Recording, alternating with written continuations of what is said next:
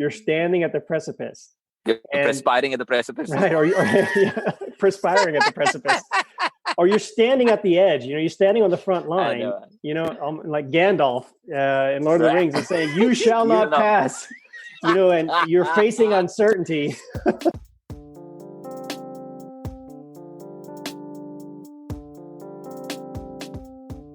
Hey guys, welcome to Resiliency Rounds. And on our episode today, we're going to be talking about hope. So how do we arrive at hope? Well, the way we arrive at hope, I guess I can start from the most recent event and then work backward. So more recently, we've been talking a lot about virtue and living a life in accordance with virtue. But there's an intrinsic challenge there because there's a feature of virtue which makes it in many ways unattainable. So perfect wisdom cannot be achieved. Yet it is still worthy to try for it. It's still worthy to persevere. It's still worthy to endure. Something must bridge the gap for us. So something has to carry us through that effort. Something has to take us from where we are to where we want to be. And that is when we arrived at hope. And so, right. And so we arrived at the point where we started asking the question, wow, hope appears to be within the framework that we're building in terms of our understanding of how to order your life. Hope seems to play a very critical role because they motivate you despite probability. They motivate you despite the knowability. And in the end, our life is really the struggle between what we can control in our lives and what we know, and what we do not control in our lives and what we don't know. And in fact, I think that's where humanity lives, in that sliver. Yeah. No, I think that's a great kind of lead into hope. Now, yes. You and me both have used hope in frivolous ways. Right. I personally used it in emails, right. Saying, hope you're doing well. Right. Or, I hope it doesn't rain tomorrow. Or I hope that I don't have a flat tire when I go to work. You use hope in these terms so frivolously, and it's true that hope has a limitless quality to it. You had mentioned this. You actually wrote it down just recently in a poem that you wrote, that it has limitless source. You can spread it freely, right. But that takes away from the importance, the gravity, or the seriousness, the utility of hope, because there are some acts in this world that we should be really hoping for success. Right. And there are others which we could be just wishing for a better outcome, but it really doesn't matter in the grand scheme of things. Yeah. And I feel just like how we decided to use happiness, courage in certain terms, we also have to start using hope in certain terms, because there's this gravity. We have to respect the term. Right. So as it turns out, hope is not a topic that is often discussed or explored when you read, at least when you read the philosophical texts that we've worked through. And so we realized that we had this very compelling realization that there was something motivating us toward the aspirational. And we basically realized that we had to work this out. We had to work out what is a philosophy of hope. Now, philosophies of hope have been expressed, mm-hmm. but in terms of us, for what we're interested in doing, we are interested in essentially ordering our lives, making the best versions of ourselves possible in our current positions as healthcare workers, as physicians. How do we take what we've learned from the great minds. And now, having arrived at this apparent chasm, this gap, how do we fill this? How do we bridge where we are, what we know, to where we want to be?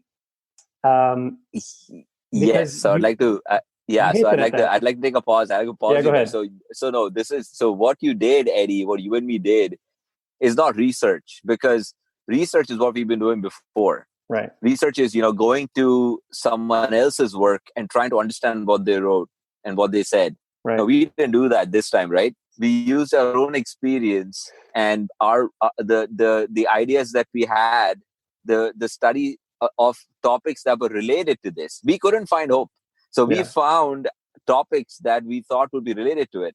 And as we read, we learned so much more about it, and then we used our own experiences and built up a term I feel is unique. Now, that could be wrong. There's, I'm the first one to admit this, right? None of these are my ideas. They've probably been described somewhere, just that we didn't find it readily. Right. So hopefully someone hears this and they're like, no, I've heard this. This is not new, and that'd be great, because we want to hear that. We want you to find us that source text, because we want to read it too, so that we can solidify it for ourselves. Right. Honestly, I wanted to wait for some time before we spoke about hope. I wanted to do something else in the meantime, because you and me are stepping up with an idea, saying that this is our idea, right, as opposed to this is Aristotle's idea, or Spinoza's idea. This is this is Eddie Aneesh's idea. Yeah, although you do lean on that you do lean on that knowledge, though, when you're trying to develop something like this. Oh, so, obviously, man.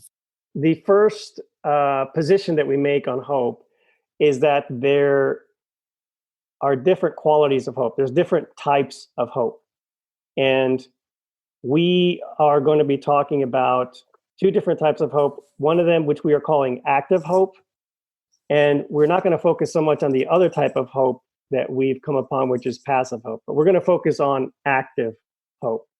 The reason we have decided to unpack hope into an active and passive form is because we know that the life that surrounds us, has two broadly categorized components, which is the things that are within our control and the things that are not within our control. So in the situation where you are able to act to the point where you have maximized what is within your control and have only left whatever's going to happen in terms of this uncertain situation to chance, the fact that you have met that uncertain situation and have maximized the behavior that is within your control and only left the outcome to chance, because you've intervened, because you took initiative, because you acted proactively in that situation, we're calling that active hope. At the moment where you hand things off and leave things to the uncertainty that surrounds the outcome that is desired, that you're aiming for, which is different than when you are in situations where either you choose not to or you cannot act to affect the uncertainty of the outcome, and you're just hoping for the outcome. And so that is what we're calling passive hope. And we're not going to elaborate on that phase of that aspect of hope. We're going to be talking more about active hope. So do you want to elaborate on that? Yeah, so essentially, active hope is where you are the person who's doing an activity, or you are the player that is performing an act, and that act is going to lead to an effect to someone. And so that someone who's the recipient of that act has passive hope that the act goes well, and you as the doer of the act has active hope that the act goes well according to plan. Right. So give an example here. If Eddie was working for MSF in the Mediterranean, and Aneesh was a refugee on a raft, Eddie would have active hope that he can find the raft and rescue Aneesh. Aneesh would have passive hope, hoping that he'd be rescued by someone like Eddie. Yeah. So, and again, and then to bring it back in the terms of the uncertainty. So the person who's in the raft, there's little they can do to change the degree of uncertainty in their situation. So they're kind of stuck in a passive hope situation. But the rescuer, by actually embarking and looking and using their skill set, what they know about navigating through various weather conditions and different areas of the sea that they're exploring, and their seamanship and all of these other qualities, the way that person brings that skill set to bear to maximize the chance of a good outcome, to the point where the only thing left is what's due to chance. So these three features of hope are sort of, they're fluid, but they seem to be the common theme of hope. So there's always an element of uncertainty. Mm-hmm. There is an expression of free will, right? The free will is actually the act of hoping for a positive outcome, as opposed to despairing, saying, I've prepared everything, but I think when I get to that vessel, everybody on the vessel is going to be dead, and I'm not going to be able to rescue anybody. That is that is despair. But the player here, the active player here, can actually have free will to hope that he said, I've done everything right, and when I reach there, I'm going to rescue everyone on that vessel. And he understands that there's a chance. It's chance, but he hopes. That is where free will comes in. He cannot alter, the player cannot alter the chance, but he can. The free will is the expression of hope, and that is active hope. And the third point that we definitely cannot gloss over is the aim. Right. The aim is a moral task. So why is that important? So you could have somebody who has prepared himself really well, gone through all the training and done all of that, and he reaches to a point where there is chance and he hopes for a good outcome, but the aim is terrible. Like he wants to blow up a building, or he wants to detonate a bomb in a bus. We cannot call that hope. We cannot call that hope just the way that you would for the Medicine Sans Frontier volunteer rescuing rescuing a migrant in the Mediterranean, because the aim is a moral, a virtuous aim in one end, and it is a diabolical, evil aim on the other. And so, in terms of practical applications, or did you have another point? Go ahead. Yeah, so there are a couple of other things that we need to unpack here, because so when we talk about uncertainty or chance, if the odds are significantly in the favor of the player, right, then that is not necessarily a time for hope. This has to be not just uncertainty, chance almost impossible. So give you an example. So say there is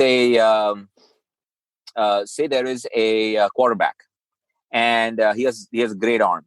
He can make a throw, a particular throw. He's practiced it, and he's practiced several scenarios. He knows he can make 80% of the times he can make that throw. There's 20% chance he won't make it, right? Mm-hmm. And if every time he throws it, he's just hoping that someone catches it, right? That is a waste of hope. You see what I mean? Right. But if this is, last few minutes of the game, and they have to do something, and it's a Hail Mary pass, right? He knows there's a 5-10% chance someone's going to make it. Mm-hmm. He throws it. He has hope. Right. They've practiced it. He's done everything to that point that he could do. He's led his team to there. And, obviously this is not a morally magnanimous task, but I couldn't find another one, and he throws the Hail Mary pass, and after it leaves his hand, it's all chance, right? But all he can do is hope, right? As opposed to every pass that he's been throwing down the barrel and making 80% of it. So I think the because when we researched hope, we had to research chance, and we had to research causation, and we had to research fate, and all of these things matter because some people don't believe in chance, and I get that. And I did that. Growing up, I would say that I did my best, and now the rest is um, on fate. See what I mean? Mm-hmm. Fate is kind of like saying that nothing is in your control. It's predestined to be a certain way. And some people are fatalistic about it. It's like there's no point in hoping, there's no point in trying. It's everything is written in a certain way, and that's how it's going to pass. It's going to come to pass. But in order for hope to exist, if one believes in hope, if one believes in chance, then you cannot believe in fate. They don't go hand in hand. The only way that you can hope for favorable chance is if you don't believe that things are set in motion and they're going to, and nothing you can do can alter that course of events. Hope is kind of a challenge to fate. You're saying, I have done my best, and now I choose not to despair. I choose to hope for an outcome that is different. Now, someone can argue that if a good outcome does come to pass, it was fate. It would have happened anyways. Whether you would have practiced or not, whether you would have hoped or not, this good outcome would have come to pass.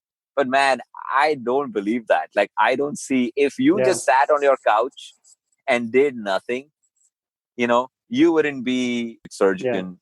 That is not, that can't happen. There is, yeah, go ahead. Huh? I was going to say, and I think there's two ways to look at that too, because in practical terms, we know that people who believe in predestination, who believe in a contingent, deterministic, have a deterministic worldview, they still hope. While you can believe there is a master plan, because you don't know what the plan is, again, there's the gap. And so therefore, the hope in that context is more to do with, well, you hope that the master plan includes a good outcome for you. And that's right. So that would be more of a passive way of looking at it. That is right? A passive hope, correct. But I'm talking about from an active hope perspective. Like the only reason why, I should say the only reason, the reason why human beings have been able to achieve the things they can achieve despite impossible odds is because of hope. Yeah. If we were both on an island somewhere in the Pacific and we could see nothing but the ocean stretching all the way around us, what would make us set out on a raft to find another island if not for hope? Right. It is impossible odds. Right? And right. Humans have been doing that. I mean, the fact that we went to the moon is because we had hope. Right. We live in a universe of uncertainty. We cannot perceive with perfect accuracy the likelihood of events happening around us. Yeah. And so hope is what allows us to stand in this universe. It is the motivating force against fate, against predestination. Right. In the face of impossible odds. Right. And so then now bringing it back to the idea of active hope and practical applications for the healthcare worker and the physician. Do you have any observations on that? I have one, but I'll let you kick it off. No, I think we had this discussion yesterday, and I think that was a perfect example of how active and passive hope can be in our it can happen at the same time. So an example would be if I get called in the operating room to deal with a complication during surgery. And let me kind of unpack who the players are. The players are me. The players are the consulting surgeon and the patient. Or what is the role that hope has in that situation for me? So stepping into this situation from the get-go, there is a mix. There's a distribution of things that are not in my control and things that are under my control. So when I get called into the room, what's happening at this point now is I am immediately trying to leave nothing to chance. But I'm also mindful of the fact that that is impossible. So to the extent that I can, I'm going to be methodical and begin correcting and addressing the complication and doing the best that I can. And when I'm doing that, what's happening is that I'm trying my best to mitigate the factors that are not under my control, to the point where the only thing that's left are the things that I know are not under my control. So I will repair the complication. I'll optimize the conditions for a good outcome in this situation. But at the end, I reach a certain point where, okay, now the patient hopefully will heal well and this will all turn out fine. Now there's an expression of hope. I've reached the limit of what's within my control. I've bumped into the wall of uncertainty, and I've decided to look over the top of it and say, I'm going to hope for a good outcome in this situation. I've actively hoped. I've met the uncertainty. And because of that, once I reach that point, I make a decision to hope. That is a moment where I'm expressing active hope. Free will to hope as opposed to despair. Right. Hope to despair. Now, so as those three players, I am expressing active hope. Now, what about the consulting surgeon? They are in a situation of passive hope, right? Because the uncertainty, the degree of uncertainty has been set for them, right? They cannot bring to bear any further change on the possibility of a good outcome at that point, right? And so, they still hope for a good outcome, but they're in a situation of passive hope because their ability to shrink or affect the probability or the uncertainty in that situation is significantly limited. They still have hope, but it's a different type of hope, we would argue. The other person who has passive hope, importantly, is the patient. Who is completely at the whim of their comorbidities, their current health status, the events of the surgery, and the unforeseen future that lays ahead of them, which we cannot control. And so that is a good way to explain the distinction between active hope and passive hope in a clinical context. But very easily you see that you can project this into various other situations in life, right? If you didn't bring everything to the table like you're supposed to, then you shouldn't be hoping. Simple. If you didn't maintain hand hygiene, you cannot hope that, oh man, hope there's no infection here. Right. But we have to make sure that we do everything we can that's in our control. Because if things are in our control, there is no hope there. Right. If it's in our control, it's in our control. We don't have to hope for a better outcome. We just have to exercise our control. Right. It's almost like a battle line, right? It's like you want to meet uncertainty right at its edge. Right, and you want to stand there. You're standing at the precipice. You're standing at the precipice. You're perspiring at the precipice. Right. Or perspiring at the precipice. Or you're standing at the edge. You're standing on the front line. Like Gandalf in Lord of the Rings is saying, "You shall not pass." And you're facing uncertainty. And the mind is going, "I hope you shall not pass." Right. And you're like, "I hope I'm doing the right thing." But that's hope. That's active hope. That's you're making a stand. You're doing what you can. Passive hope is you're running away and you hope that you don't get found. So now also the other thing that we should mention here is that there is a comparator here. So there are certain acts that are more worthy of hope than other acts, right? We've discussed this. The aims, right? The aims of hope can be worthy and unworthy. One is where it's unworthy and unworthy. Well, let me rephrase that. We'll scratch that. but right. Because this concept, this was something that is still in my mind, still hasn't matured, because it's sort of like, I like the idea of thinking of it of active and passive hope. And then I kind of pivoted away from the worthiness of hope just because I'm talking about inactive hope. Within active hope. Within active hope, right? There's degrees of worth. Hope, there's the degrees of worth. And to me, that part of it is defined by the aim, right? What is moral the aim? Magnitude of the aim. Hope just says that there is an aim.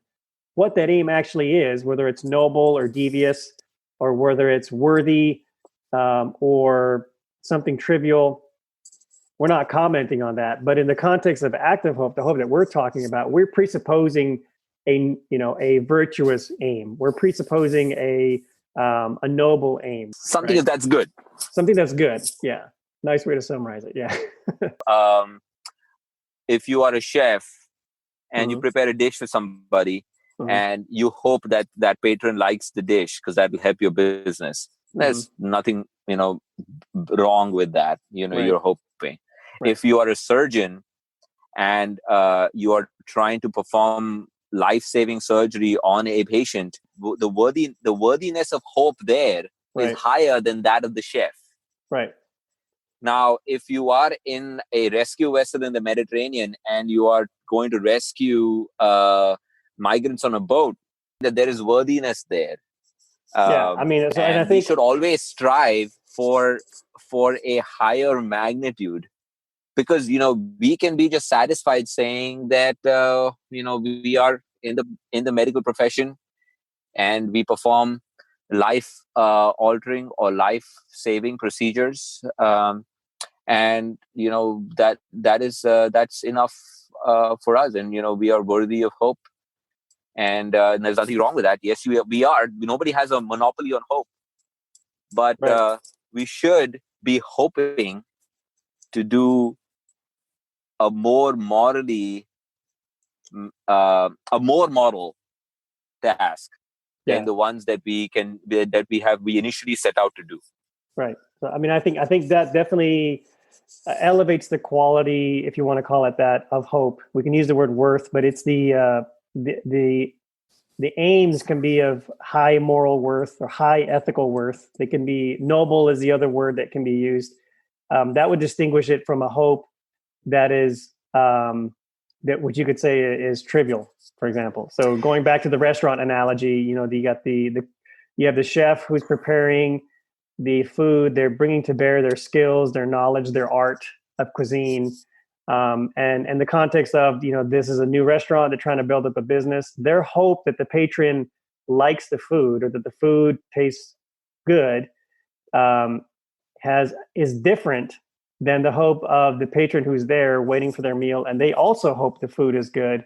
Yeah, that's passive, though. Right, that's passive, right? But that's a very plain explanation of the two differences. Yeah. Now, when you're comparing active hopes, yes, when you're comparing the efforts of a chef with the efforts of somebody who's working with refugees, then yes, you can definitely make that claim. And then people who do affect positive change in society, then clearly, yes, there's strata, there's levels to the quality of hope that we're seeing. Yeah. So, and so the way hope ties in, again, bringing it around full circle, is the worthiness of hope in the pursuit of purpose makes you worthy of happiness.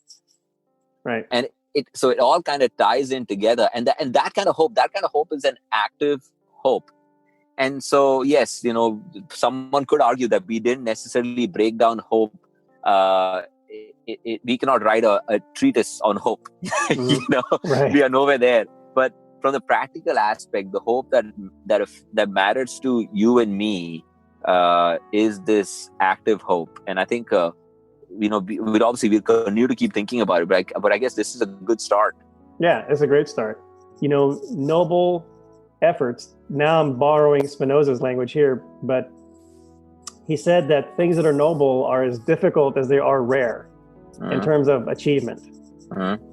So that isn't to say it's not worth striving for. You have to acknowledge that the chance of achievement is low. And because of that, it demands of us active hope. It demands a level of hope in the pursuit of purpose that is strident, that is based on internal fortitude, that is robust and resilient.